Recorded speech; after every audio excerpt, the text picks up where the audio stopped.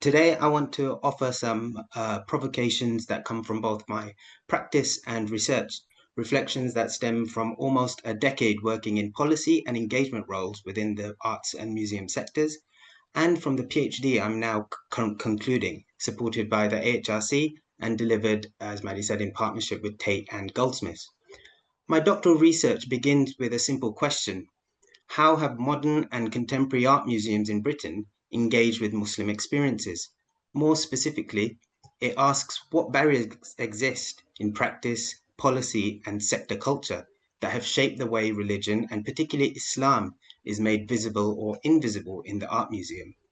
This framing is often assumed to simply be based on my personal faith experience as a Muslim, but it is in fact shaped by something that emerged from within the history of public arts and cultural heritage in Britain.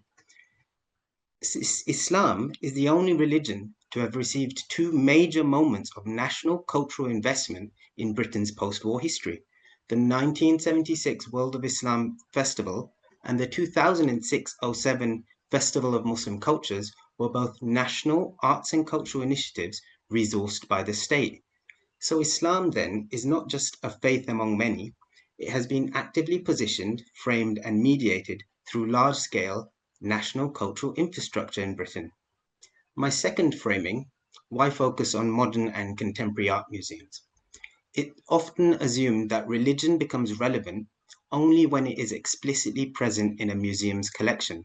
So something to focus on in material culture museums with religious objects, or historical art museums where the collections will have explicitly Christian iconography. But modern and contemporary art museums are often perceived as secular by default, as neutral, liberal spaces that do not naturally have religion within the collection. And yet, these are spaces that, like all public museums today, claim to be inclusive, representative, and reflective of the public they serve. So the question then becomes, what does inclusion mean in museums, regardless of the collection, when religion, a central part of identity for many, is absent or only discussed at an arm's length? My approach to explore this has been a combination of three strands. I've conducted policy and literature reviews, I've conducted focus groups across the museum sector, and I have conducted a long-form ethnography embedded within a national modern art museum. And from this work, I want to offer three propositions to help us reflect on how religion and belief as lived embodied realities might be better understood and engaged with in art museums. The three propositions are confidence, Christianity, and secularization. First, confidence. Before museums can meaningfully engage with the complexities of religion and belief, whether in programming, workforce inclusion, or collections interpretation, they need the confidence to even speak about it. Here I draw on the work of my supervisor, Professor Adam Dinham, particularly his theory of mending the chain of learning in religion and belief literacy. The first step in this chain is category awareness, the ability to understand that religion and belief is not a static category, that within each tradition there is enormous internal diversity, and that all stakeholders in the context of an art museum, audience, staff, artists, trustees, bring with them some kind of belief worldview, even if it's a secular one. But what I have found, and what my research suggests, is that museums rarely get into this first step. The sector lacks confidence. There's little training, few guiding policies, and minimal data.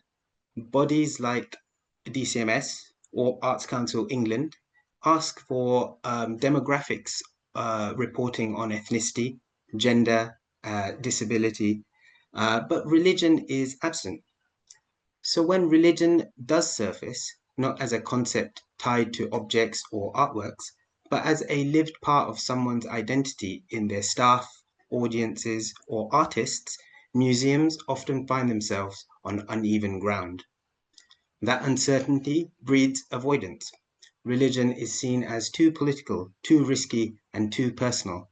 And yet we wouldn't say this about the numerous other identities or concepts museums look to explore. and we certainly wouldn't use this discomfort as a reason to stay silent. Confidence, then, is not about having all the answers. It's about creating a sector culture where people feel equipped to ask better questions about religion and belief.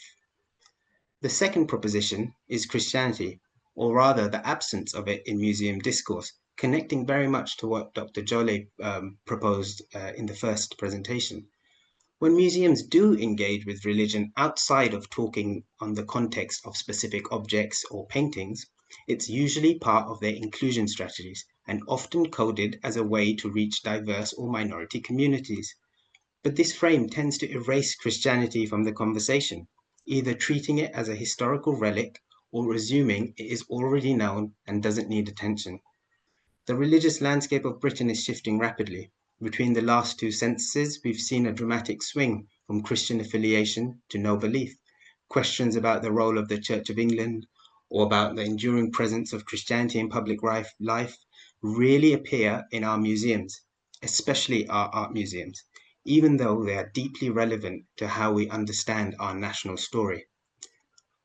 Without meaningful engagement with Christianity as a living tradition, and not just a heritage category, museums risk in reinforcing the idea that religion only matters when it's marginal, exotic, or othered, and being detached from key debates on religion and belief in Britain's ever-developing national story.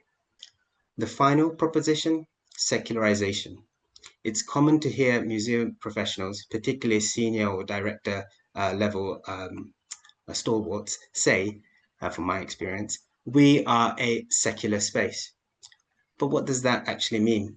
The concept of secularization that I'm using here is that the idea that as societies modernize, religion naturally declines. It was a dominant theory in mid-20th century social academia, but it has since been widely discredited. Even thinkers like Peter Berger, who once championed it and whose 1967 text, The Sacred Canopy, was gospel to secularization theory, later admitted in the 90s that they were wrong. Modernity didn't eliminate belief, it made it more diverse. And yet, in the museum, this older model of secularization quietly persists. The assumption that progress means moving beyond religion still shapes how institutions frame their values, their exhibitions, and their publics. In practice, this means that religion is often welcomed only when it serves another agenda, whether that's diversity, social cohesion, or even counter-extremism. Religion is rarely treated as a subject of depth, reflection, or ambiguity in its own right. So when I say that art museums are safe spaces for secularization, I don't mean they're anti-religious. I mean they are spaces where the logic of secularization as a kind of ideological common sense goes largely unchallenged. So to close my section, I want to suggest that reframing religion and belief in museums begins not with better programming or more inclusive exhibitions or richer interpretation text, but with confronting the epistemological framework and policy frameworks museums operate within. Recognizing secularization as an unexamined ideology rather than a neutral default is one of the most important first steps towards this change. From there, we can begin to build the confidence, language, and critical awareness to engage with religion not as an afterthought, but as a central part of how people live, think, and create within the museum and in Britain today and across the world history that our museums hold. So I'll conclude there and hope to continue the discussion further. Thank you very much.